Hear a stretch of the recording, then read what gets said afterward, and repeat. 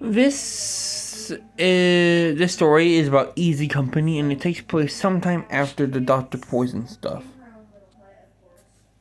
Easy Company number 1, The War After Poison. The world was still at war. The battle against Dr. Poison had ended, but the war itself continued. The weapons created in secret laboratories were destroyed. The enemy operation had been stopped. But for the soldiers fighting on the front lines, there was no time to celebrate. There was always another mission, another battlefield, another group of people who needed to be saved. Easy Company had seen things most soldiers never would. They had fought through impossible situations. They had faced the Nazi forces again and again. And recently, they had fought beside someone who seemed impossible. A warrior from a hidden island, Wonder Woman. Wonder Woman. But Easy Company was not made of legends. They were soldiers, people, men who laughed together, argued together, and protected each other because they knew the person beside them was the reason they survived. Their leader understood that better than anyone. Sergeant Frank Rock. Sergeant Rock. After the Dr. Poison mission, Easy Company returned to the battlefield. No magic, no gods, no special weapons, just mud, bullets, and courage. Sergeant Rock looked over the battlefield. The smoke covered the horizon. The sounds of fighting echoed in the distance. His men waited for orders. You boys remember what happened back there? Rock asked. One soldier nodded. You mean the scientist lady? Another shook his head. Or the woman who could stop tanks? Rock looked forward. Yeah. A pause. Remember that even people like that need soldiers like us. The mission was simple. A Nazi supply route was moving through occupied territory. The supplies would help enemy forces continue their attacks. Easy Company's mission, stop the shipment. The soldiers moved through enemy territory carefully. They knew the Nazis were dangerous, not because they were stronger, because they were willing to do anything. Easy Company reached the supply route at night. The vehicles moved through the darkness. Crates filled with weapons, fuel, equipment, everything needed to keep the war going. Rock gave the signal. The attack began. Explosions lit up the night. Enemy soldiers rushed into position. Easy Company fought back. But this was not like fighting Dr. Poison. There was no giant machine, no strange technology, no impossible villain, just soldiers fighting soldiers. One of the younger soldiers hesitated. He looked at the battlefield. After seeing Wonder Woman fight, normal combat felt different. How could regular people matter when gods and heroes existed? Rock noticed. You thinking about her? The soldier looked at him. Wonder Woman? Rock nodded. The soldier looked down. She's different. Rock looked back toward the fight. Yeah? A pause. But she's not here right now. Rock raised his weapon. And neither are the guys who came before us. The soldier looked confused. Rock continued. They didn't have heroes. They had each other. Easy Company pushed forward. They destroyed the supplies, they forced the enemy to retreat, and they completed the mission. But victory came with a cost. The battlefield was quiet afterward. The soldiers stood among the remains of the fight, not celebrating, remembering. One soldier looked at Rock. Do you think this war will ever end? Rock looked at the horizon. Yes. When? Rock paused. When enough people decide it has to. Later, Steve Trevor visited the unit briefly. Steve Trevor? He checked on the soldiers who had helped Diana during the Dr. Poison mission. You guys did good. Rock looked at him. We always do. Steve smiled. I know. Diana stood nearby. She looked at Easy Company. She saw something familiar. Not Amazons, not warriors trained for centuries, but people choosing to stand together. You fight without powers, Diana said. Rock shrugged. So? Diana looked at him. Many believe power comes from strength. Rock smiled slightly. Maybe. A pause. Maybe it comes from not quitting. Diana and Steve left. The war continued, and Easy Company continued with it. Because history was not only shaped by gods, or heroes, or legends. Sometimes it was shaped by ordinary people who refused to fall. The world would remember Wonder Woman. It would remember the battles against impossible enemies, but hidden in the pages of history, it would also remember Easy Company. The soldiers who fought, the soldiers who survived, the soldiers who kept going. Characters, places, and groups. Characters. Sergeant Frank Rock. Sergeant Rock, Easy Company soldiers. Wonder Woman, Diana Prince.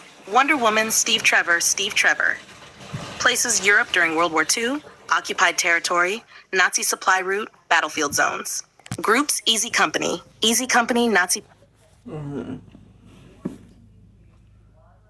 And after these stories, we won't really have that many World War II stuff. But there may be some stories later in this saga. So this is only Saga 1, Part 1. So later in Saga 1 or in a different saga that goes back to World War II.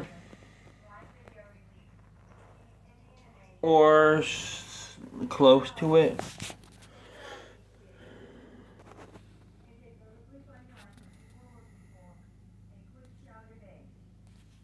Aberdeen War Number 1, The Man Who Had No Name. War does not always choose its heroes. Sometimes it erases them.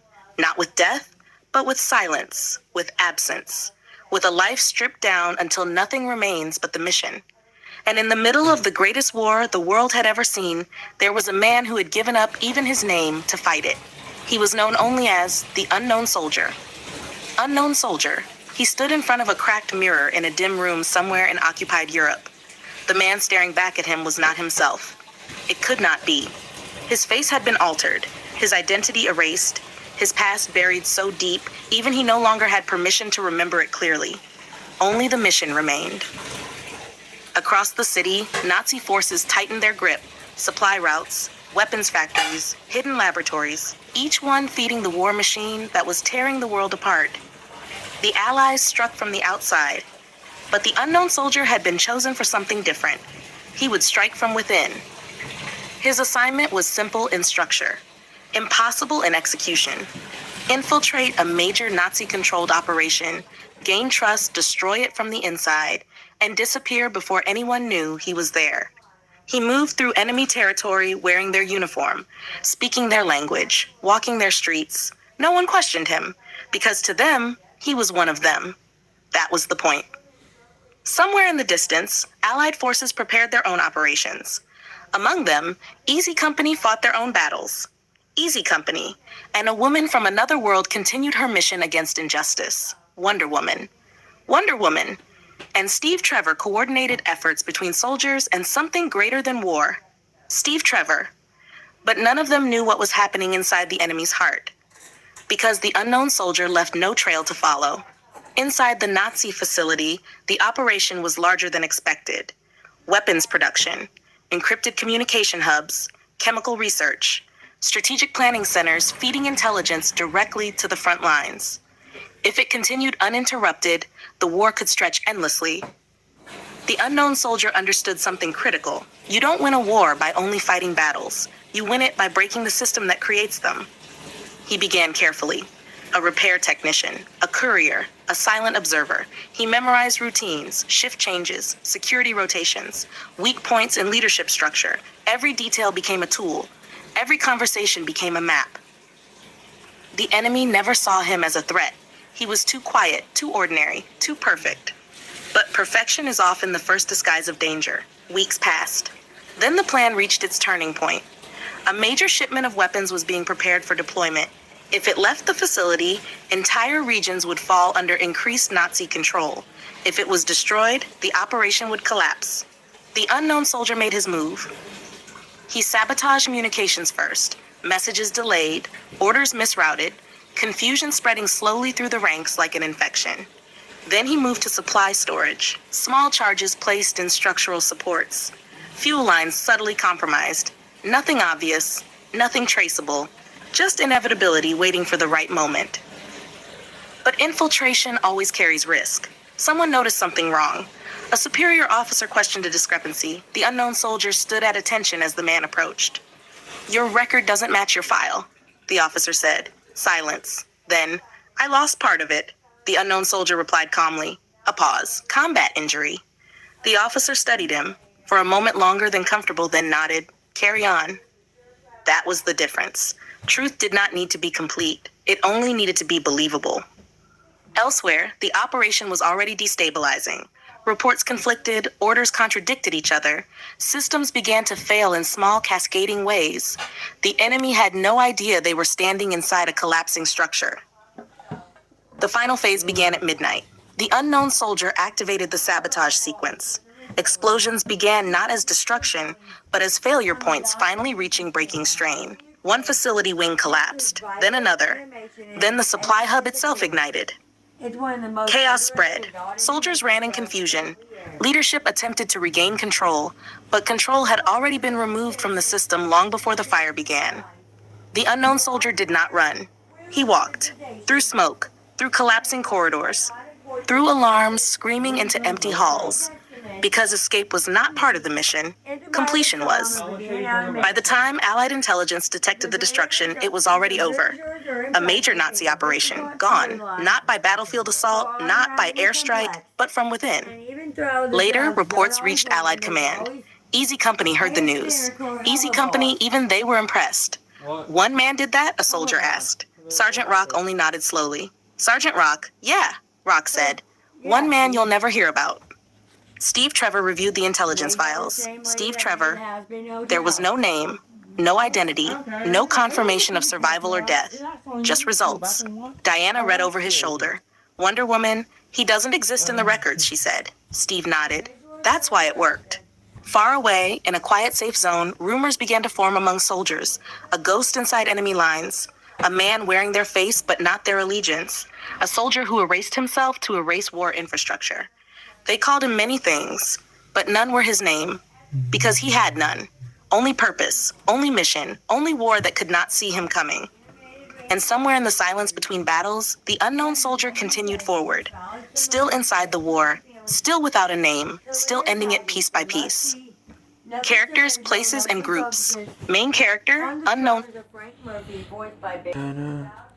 This will be the last DC story for a while. DC War number 2. The man who follows orders. War has many kinds of soldiers. Some are heroes, some are survivors. Some are ghosts moving through history without ever being remembered correctly. And then there are the ones who carry the weight of every decision made above them and still step forward anyway. His name was Rick Flag Sr. Rick Flag Sr. He was not a mystery like the unknown soldier. He was not a legend like Wonder Woman. He was not a symbol like Steve Trevor. He was something more grounded, something more dangerous in a different way. A man the government trusted to do what others could not. Flag stood in a briefing room filled with smoke from too many cigarettes and too many sleepless nights. Maps covered the table. Enemy positions, supply chains, Nazi strongholds spread across occupied Europe like a disease that refused to stop growing. Nazi party. An officer slid a folder toward him. This is your assignment. Flag opened it. Inside were references to covert sabotage operations, missing intelligence units, and reports of an invisible force dismantling enemy infrastructure from within. Flag read silently, then asked, "Is this one man or a unit?" No one answered immediately. That told him enough. Elsewhere in the war, things were already escalating. Easy Company was in the field again. Easy Company Wonder Woman had become a variable the entire war effort had to account for. Wonder Woman and Steve Trevor was coordinating intelligence between forces that didn't always understand each other. Steve Trevor. But Rick Flag operated in the space between all of them, where orders became reality. Flag's mission was classified at the highest level. He was sent to investigate a collapsing Nazi command structure in Eastern Europe. Entire operations were failing. Communications were breaking. Facilities were being destroyed without clear cause. Something or someone was inside their system, and Flag had to find out what. He moved with a small team, no fanfare, no special equipment, just trained soldiers and one man who understood how wars were actually held together, not by battles, but by information. The deeper they went, the clearer it became. This was not random sabotage. This was structured collapse. Someone was targeting supply lines, communication hubs, command coordination centers. Not to destroy the enemy's presence, but to erase its ability to function. Flag studied the pattern. "This isn't chaos," he said quietly. "This is discipline." One of his men looked at him. "Whose discipline?" Flag didn't answer immediately because he didn't know yet. Reports eventually connected him to whispers in the field. A faceless operative, no confirmed identity, only outcomes. The unknown soldier. Unknown soldier Flag closed the file. So it's real, he muttered. But unlike others, Flag didn't react with fear or admiration. He reacted with responsibility. Because if someone was operating behind enemy lines at that level, then someone had to decide what happens when they're done. The mission led Flag to a destroyed enemy installation. Burned out. Collapsed from within. The same signature as previous sites. Precision sabotage. Internal infiltration. Total systemic failure. One of Flag's men spoke quietly. If that's one guy, Flag interrupted him. It doesn't matter how many. A pause. If he's right, the war is already changing. Far away, Easy Company continued its own battles. Sergeant Rock would later hear about Flag's operations, and he would understand something simple. Different men. Same war. Different tools. Same purpose. Steve Trevor later reviewed Flag's reports. We're starting to lose track of who's fighting where, Steve admitted. Wonder Woman studied the pattern. Wonder Woman, or who is winning without being seen. Flag's final report from the operation was short. No enemy capture, no confirmed operative sighting. Only results. And one conclusion. Open quote, there is someone inside their system. They are not fighting the war, they are dismantling it, close quote. Back in Allied Command, the question became unavoidable. If one man could do this, what happens when the war ends? What happens to soldiers like him? Rick Flag Sr. closed his file, because for him, the answer was already simple. If there was a ghost inside the enemy machine, then someone would eventually have to face it. Not as a soldier, but as a decision. And in the distance of the war, the unknown soldier kept moving, and Rick Flag started preparing for the day their paths would cross. Characters, places, and groups. Main character, Rick Flag Sr. That is all of the DC Comics stories for now. So, bye.